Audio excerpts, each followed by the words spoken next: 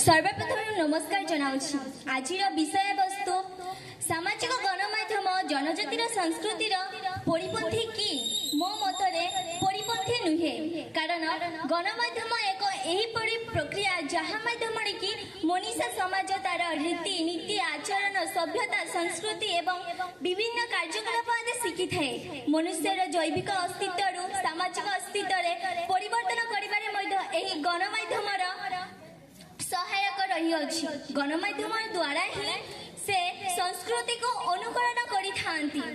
जनजाति संस्कृति दृश्य को एक जेकोनोसी स्थान जोठारे एक अतीत किंबा वर्तमान एक संपर्क स्थानिक क्षेत्र उत्सव एवं संपृक्त गोष्ठी मध्य अवस्थित जार सभ्यता विश्वास एवं परिचय से स्थान सहित जोड़ी थाए एक जनजाति संस्कृति रे गणमाध्यम द्वारा सेमानंकर से स्थान सहित जो संपर्क रही अछि ताहाको मध्य गोष्ठी द्वारा परिभाषित और जनाशुना करिथाए।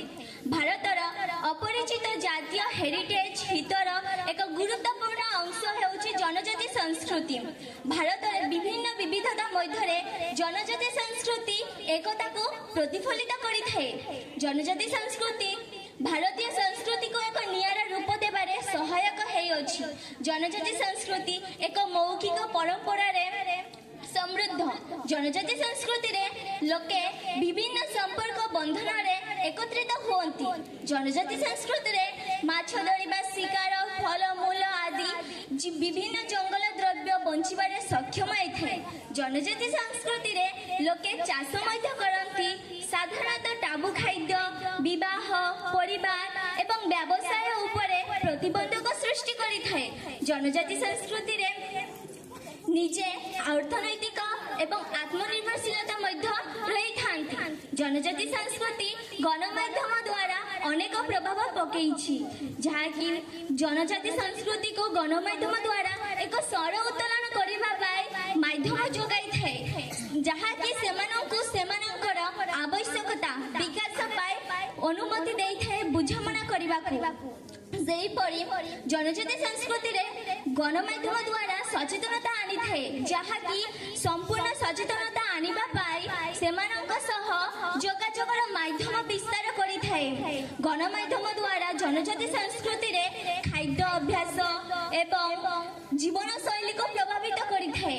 जनजाति संस्कृति रे गणमाध्यम द्वारा शांति एवं उपभोक्ता प्रोत्साहित करा जाए। जनजाति संस्कृति रे गणमाध्यम द्वारा धार्मिक रीति नीति परंपरा एवं सभ्यतार प्रोत्साहित करा जाए। एही गणमाध्यम जनजाति संस्कृति रे भूमिका कौन रही?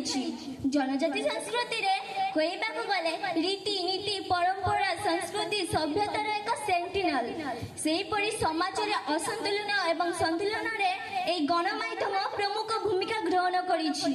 जनजाति संस्कृति रे एही गणमाध्यम द्वारा शांति सभ्यता सौजन्य भावना सृष्टि करिछि।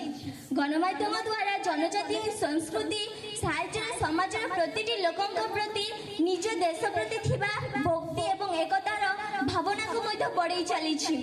सेहीपरि देखिबाकू गले एही गणमाध्यम द्वारा विभिन्न सांस्कृतिक कार्यक्रम सबुकिछि मो एतिकी कहे बड़ बड़